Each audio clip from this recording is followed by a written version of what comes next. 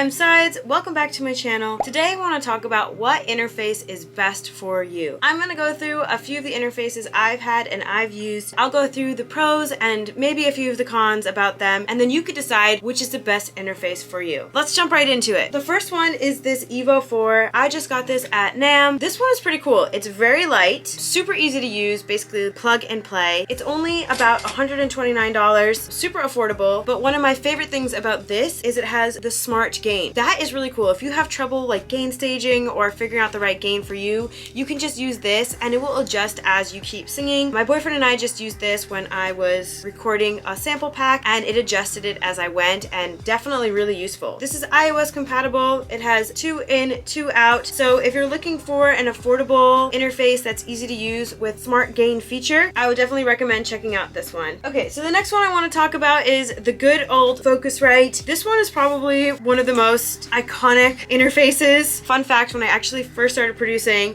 I bought the Apollo Twin and I plugged it in. I was super overwhelmed with it. I had to return it the next day because I just couldn't handle learning my DAW, learning everything. And yeah, it's just not, we'll talk about the Apollo later. But the Focusrite is super easy to use, plug and play, super light. This one costs around $170 and there's different versions of, you know, the 2i2 and I think it's the 2i4. Also, really cool company. I've worked with them a bunch. Definitely can recommend them. They are definitely artist first and creator first. So, you know, if you end up going with this one, can't really go wrong. Definitely a perfect entry-level interface. This baby will always have a little place in my heart because this was my first one and this is what kind of sparked everything for me. The main reason to upgrade from one of these to a more expensive interface, in my opinion, is the advantage of having DSP. So let's talk about DSP. Hardware DSP allows you to record vocals, record instruments with zero latency. So, you know, sometimes recording with this or this on your computer or your laptop and you're running a lot of different plugins, you'll probably have a lot of latency when you're recording in vocals. So because I'm a vocalist, that was something that really bugged me. So that is why I got an interface with DSP. DSP will allow you to have zero latency. That's really awesome. Another key feature of having DSP, you can actually print the effects to your vocals as you're recording them. Okay, what are some of the advantages and disadvantages of this? Number one advantage is you might get a better vocal performance if the vocals sound better as you're recording them. If you're using compression and EQ while you're recording them, or maybe auto-tune while you're recording them, it will theoretically sound better, the singer will have more confidence, and therefore you will get a better vocal performance. You can also have those on your DSP or on your separate console while the singer is recording, and they will still have better confidence because that's what they hear, but you might not necessarily be printing it to the audio. Because the major con while printing to the audio is you can't change it afterwards. So if you added too much compression or too much EQ or too much tuning, you can't go back and change it because it's already printed. Another advantage of printing your effects is that time is money. So theoretically, if you're saving time, you're also saving money. Also, vocals will immediately sit better in the mix. Regardless, for me, as a vocalist, I really like using DSP. I really like having DSP as the option so I can record with effects, whether printed or not, with zero latency. This is from Apogee. This is the Apogee Boom. This costs $300 and this comes with DSP. This is probably one of the most affordable interfaces on the market that come with DSP. I love the color. It's super light, so definitely easy to travel with. This also has iOS compatibility, so you can record right from your phone or iPad. That's really useful if you're using GarageBand or Logic Pro for the iPad on there. This also has a really strong mic pre, so if you're using an SM7B, you wouldn't need to get a cloud lifter like you most likely would for this one. But it really just depends on how badly you want the DSP, because obviously this or this is still half the price. Next interface I like to show you is the Apogee Duet 3. This one is a little bit more of a learning curve to figure out how to use it, but it's super light. It also has DSP and it's really good to travel with. A lot of times when I see electronic producers performing live, they're using this, like I said, because it's super easy to travel with. It comes with a really swanky case. This one's a little bit more expensive. It's $649, but it has a larger input gain than many other interfaces and also has DSP. I really love working with Apogee because they have great plugins. It has some great plugins by the legendary Bob Clearmountain. He's done a ton of stuff. I also really like how pretty this looks as you're building your studio, or if you're going on tour or whatever, that might be something that's important to you. So this is like pretty sleek looking. This will also give you zero latency and is still a lot cheaper than the Apollo Twin. So if you're looking for an industry standard interface around the cost of $650, I would definitely recommend this one. Also would recommend this if you are traveling and need a very strong interface for your shows. So the last interface I want to talk about is the Apollo Twin. That is the one that I currently use, mostly because it is the second interface that I purchased. As you mentioned earlier, it was actually technically the first interface I purchased purchase, but I returned it because it does kind of have a big learning curve to use it to its full potential. If you're just starting out, I wouldn't recommend getting the Apollo Twin right away. It's also pretty expensive. I think I spent $1,400 on this one because it came with a few plugins, and yeah, I just had a good salesman and they told me to spend the extra $500 more for this better interface. It has zero latency, all the advantages of DSP. I don't think I would want to travel with it because it is pretty heavy and also very expensive, so probably wouldn't be my go-to interface to travel with, but it has done me well and I do like it. So if you are looking for one of the top industry standard interfaces for your home recording studio, the Apollo Twin. This is my Apollo Twin. So as I mentioned, this had come with a bunch of UA plugins that are compatible of running in the DSP, or you can also use them as standalone, which is pretty cool. It has a simple talkback button. There's a lot you can do with this one. There's low noise for preamps for clean recordings, especially noticeable when recordings are quiet sound sources. All of these interfaces that I showed you don't have as many inputs. Actually, each of them all have 2 inputs. If you're looking for more inputs, you wouldn't want to get one of these interfaces, but if you're just recording on the go or recording in your home studio, or you're like me and you're just a vocalist,